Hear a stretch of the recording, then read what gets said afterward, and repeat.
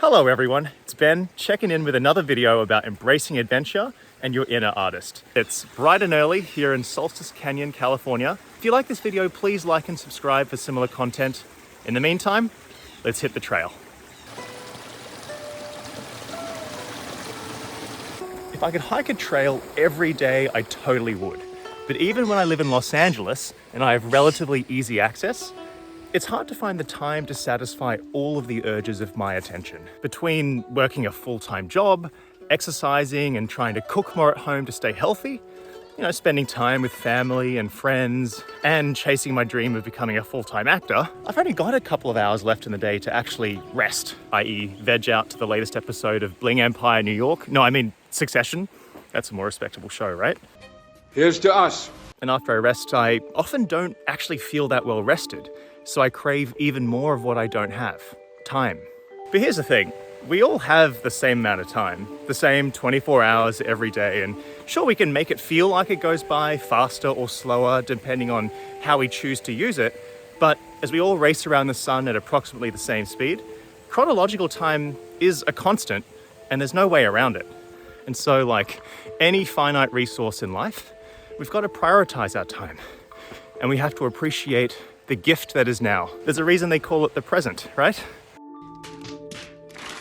And so on this slightly overcast, crisp Saturday morning, this is how I'm choosing to prioritize my time. Getting out into nature, taking a short hike, and musing with you all while we're all in the mood to share. Morning, mate. Hey, morning. All right, so my legs are burning, starting to run short of breath. Why do I hike? Well, for starters,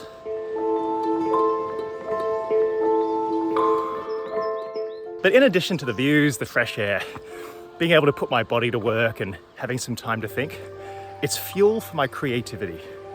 I don't know, there's got to be some scientifically sound explanation for why.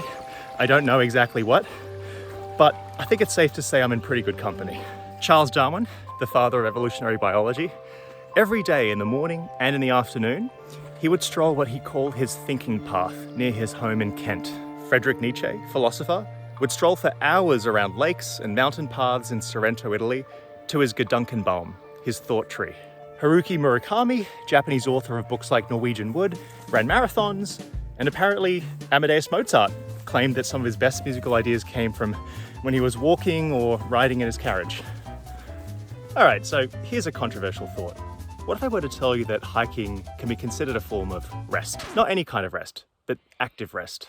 Oh please, how could that be when your lungs are burning and your heart's pounding out of your chest? Come on. I know it sounds counterintuitive, but to use an analogy, if a strenuous physical activity like this hike, or a strenuous mental activity, for that matter, were considered an on switch, most of us think of recovery as an off switch, no? A heavy workout followed by inactivity, a busy day at work followed by, you know it, a Netflix binge. Sometimes we all do need to just shut down, zone out, do nothing. But I'm also going to suggest that this kind of boom-bust cycle of activity and what we'll call passive rest isn't sufficient for recovery, and that we all need to find more moments of active rest. That is, engaging our mind and our bodies in different ways than what caused the initial stress, so that we can recover using various power sources. For example, active mental rest can come in the form of pursuing a hobby or learning a new skill, getting out into nature, and for me personally, going on a hike helps me unplug, and challenging myself in a new environment makes me feel well rested. This hike also has me thinking about balance. You remember those competing priorities I was talking about before? Work, family, friends, exercise, cooking. Well, each of them has a really important role in my life and arguably can't exist without the others. But the only way for them to exist harmoniously is for them to be balanced. Now, dude, what balance does not mean for me is allocating equal time to everything. It's about finding what matters and fulfills me the most, professionally, emotionally, personally, creatively, and making the time for that. This past week, I did my first ever acting gig. I mean, it was a 10-second non-speaking role in a student short film, but hey, you got to start somewhere. Let me tell you, not only was it a lot of fun, it also gave weight and validation to the fact that my aspiring actor self can indeed coexist with my corporate white-collar husband, son, brother, friend, physical adventurist, sleep-deprived self. Ooh, getting tired now. As I burn up, I'll end with a few thoughts on burnout. It's often something that we associate with the workplace. But if left unmanaged, it can absolutely seep into other aspects of our lives. At the end of the day, burnout comes from energy depletion. I try my best to protect my energy and often valiantly fail. Try my best to keep tabs on it, manage it almost like a budget. And whenever I can, I find ways to restore it, whether it's through exercise, meditation, quality time with my wife, family, and friends, creative hobbies like this YouTube channel, and try to do it without tripping over myself.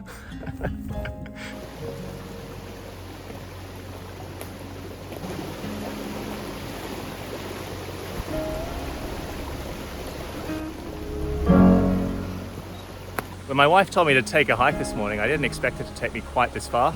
Probably best that I get home. For those of you that stuck around this long, thank you. I hope it was interesting, and maybe even that you learned a thing or two. And I hope that you join me on my next adventure in Korea coming soon.